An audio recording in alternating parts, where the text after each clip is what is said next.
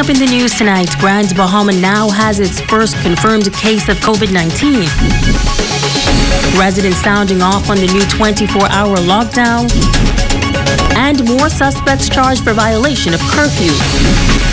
The Bahamas Tonight, the Northern Edition, starts now. This is the Bahamas Tonight, Northern Edition.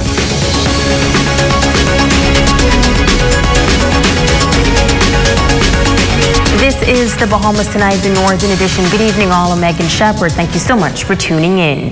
Grand Bahama now has its first case of COVID-19. Minister of Health, the Honorable Dr. Dwayne Sands, confirming that information during a press conference just moments ago in the nation's capital. Minister Sands was updating the country on the COVID-19 pandemic in the country, noting that to date, the country now has 5 confirmed cases. The previously announced 4 cases are in New Providence. The latest case is in Grand Bahama and has no significant travel history. Contact tracing is aggressively underway. The first case in New Providence will be discharged today from hospital. Health officials continue to follow the condition of the 3 other COVID-19 positive cases in New Providence, all of whom remain in isolation at home and who do not require hospitalization at this time. They are in stable condition. Now, the minister emphasizing that the Ministry of Health is aggressively undergoing contact tracing as it relates to the confirmed case here on Grand Bahama. He says that COVID-19 remains a serious threat to the nation. He also confirmed the facility designated to treat cases here on this island. The Ministry of Health Surveillance Unit in New Providence is working closely with Grand Bahama to carry out contact tracing for this final case, or 5th case. At this time, the Ministry of Health has ensured all working health protocols are in place for clinics and health facilities throughout the Bahamas, inclusive of Grand Bahama and our family islands, as it relates to quarantine and isolation facilities and assessment and treatment guidelines. In Grand Bahama, we have taken possession of the Cancer Center to help facilitate care of COVID-19 patients who may require inpatient treatment on that island. And several modular units have been set up on the outside of the Rand Memorial Hospital to increase capacity. Grand Bahama and the family islands are currently adequately stocked with medical supplies and personal protective equipment. Minister of State for Grand Bahama, the Honorable Kwesi Thompson, also taking part in that conference. He says that they are working with the Grand Bahama Port Authority to secure more facilities should the government deem it necessary. He further admonished residents to adhere to the regulations put in place in the country's emergency orders. What makes this especially challenging is that we are still recovering from Hurricane Dorian. However, we could not expect to be immune from this global crisis. Now is not the time to panic. Your Grand Bahama Health Services Coronavirus Task Force has been working along with the National Task Force to prepare for this eventuality.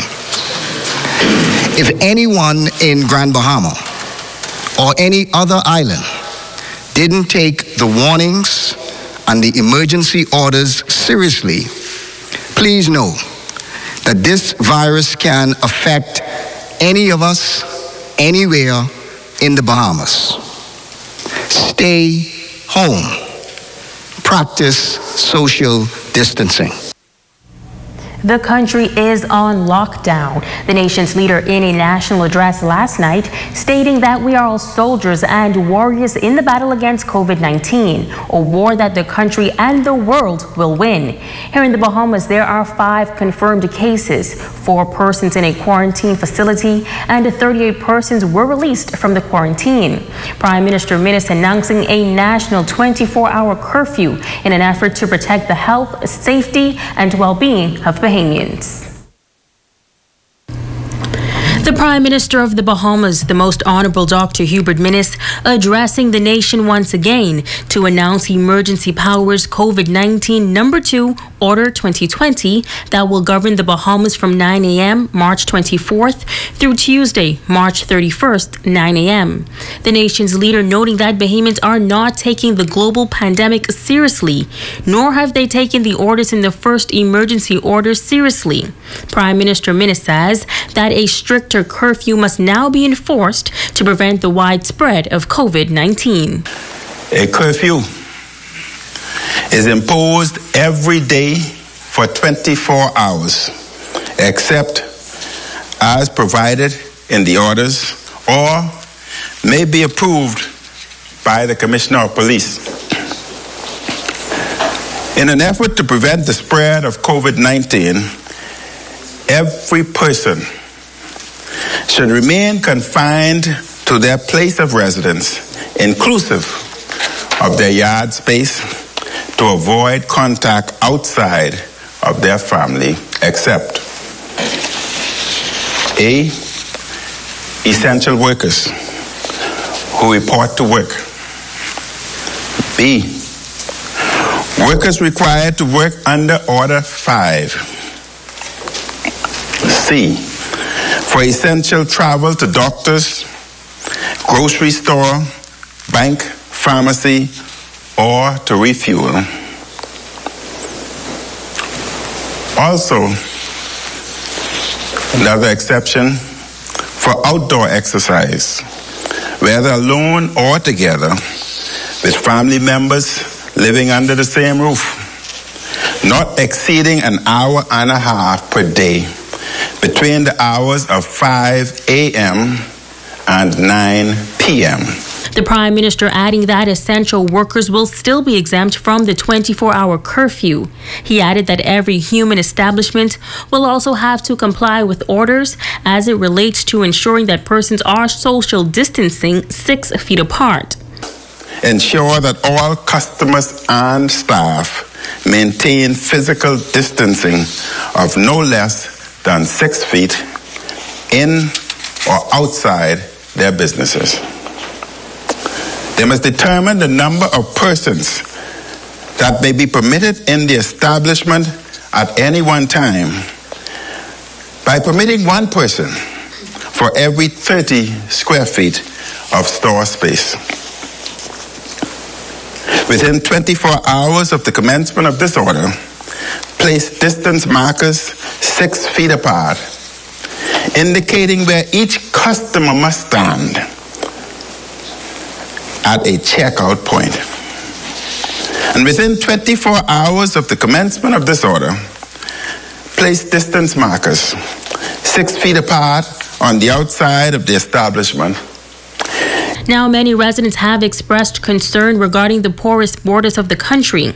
Prime Minister Minnis announced several new orders to control who can enter the country, how, and why.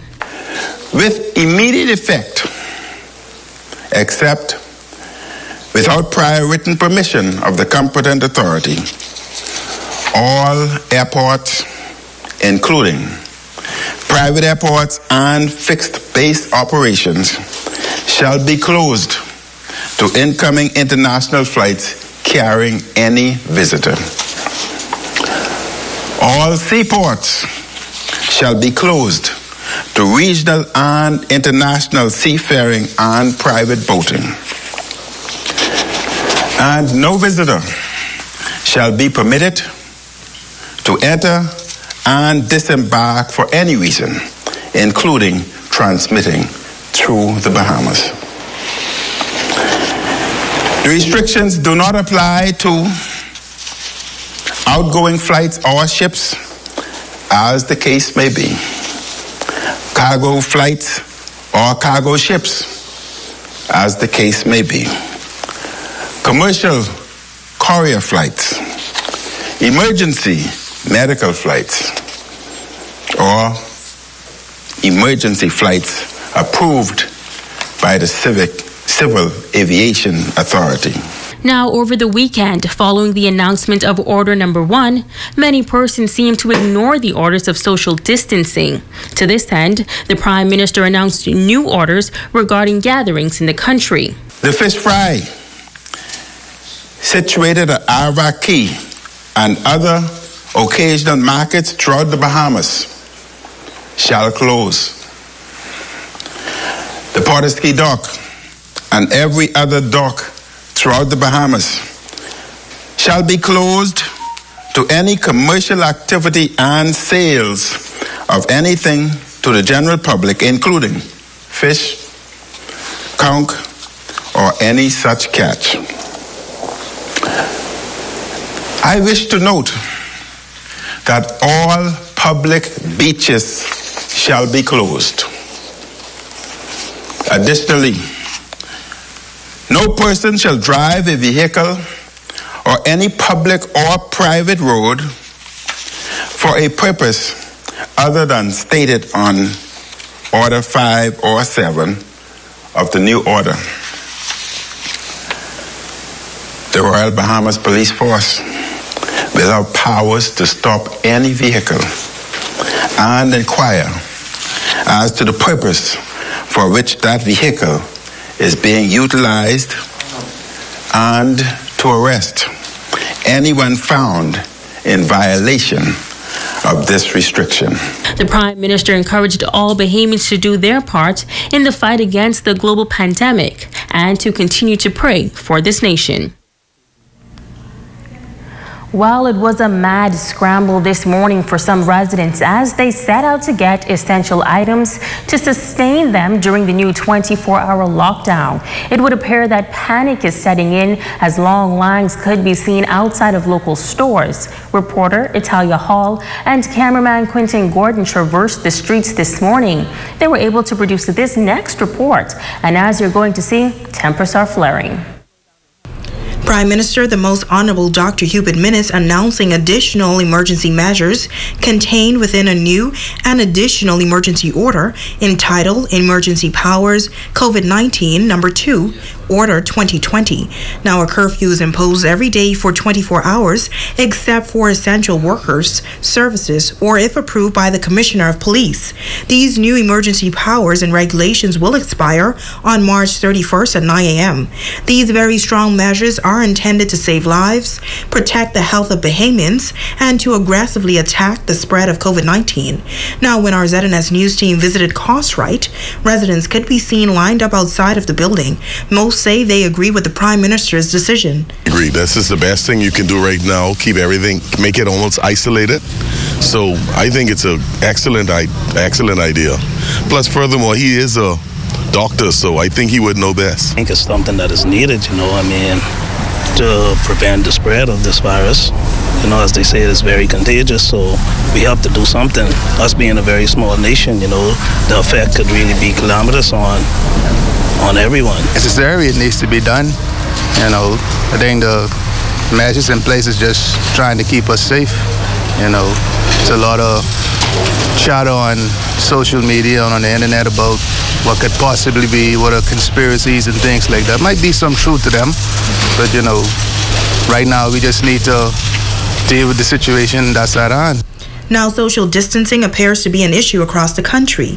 During the national address, he noted that too many Bahamians are not taking this threat seriously, adding that it is important for Bahamians to not invite friends or family members over to their homes to socialize, hang out with friends, or have house parties. He says if persons do not heed the warnings, they can catch the virus. These residents say Bahamians must listen to the leaders of the country.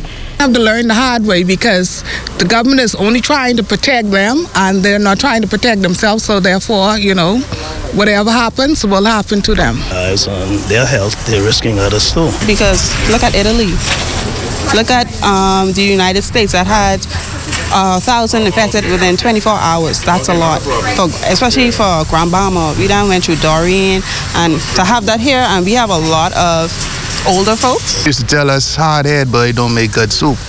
So they could feel like they spiting somebody or they, they getting back at the man or the system or whatever. But If that's what you want to do you. But then don't get mad when you get sick.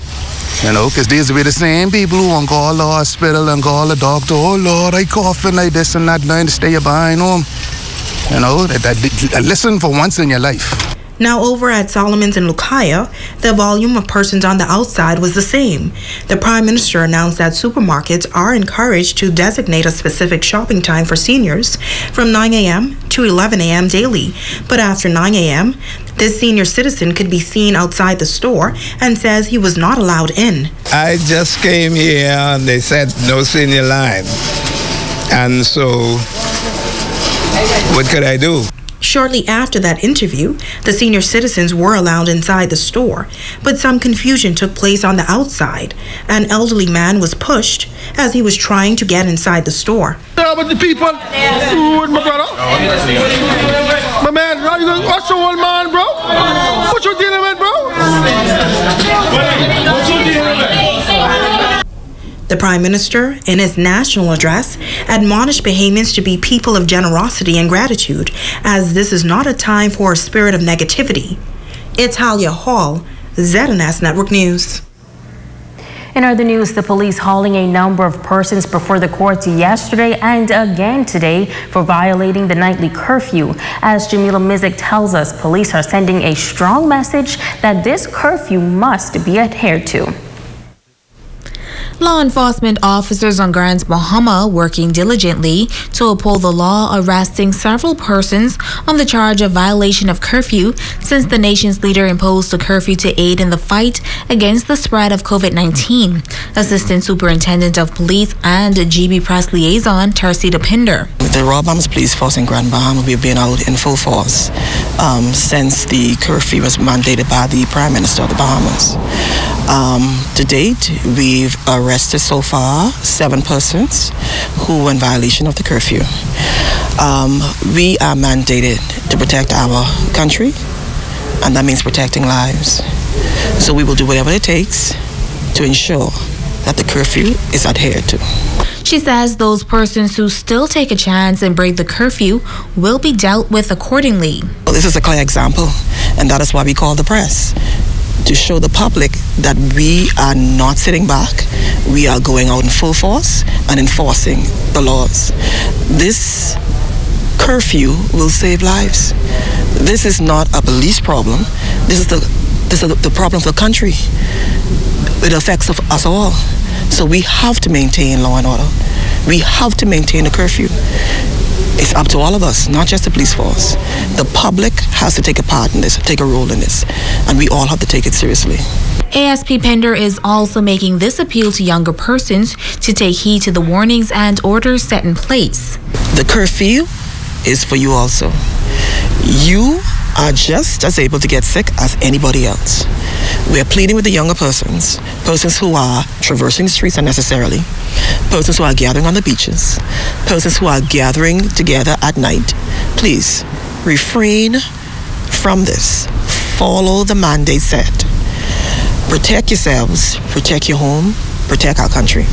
Now, persons in breach of the order may face fines not exceeding $10,000, up to 18 months imprisonment, or both. On a positive note, ASP Pender says that the RBPF has seen a decrease in crime since the curfew has been imposed. Jamila Mizik, ZNS Network News. 2 men hauled before the courts for curfew violation. Raymond Moxie, age 53 years, of Frobisher Drive, was arraigned before Magistrate Rangan Johnson in Magistrate Court Number 3.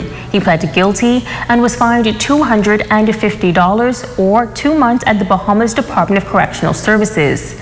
Benjamin Antonio, age 62 years, of Fawcett Lane, was arraigned before Deputy Chief Magistrate Debbie Ferguson in Magistrate Court Number 1. He pled not guilty and was remanded to the Bahamas Department of Correctional Services until trial on Thursday, June 25th, 2020. You're watching the Bahamas Tonight, the Northern Edition. Don't go away. There's more news right after this break.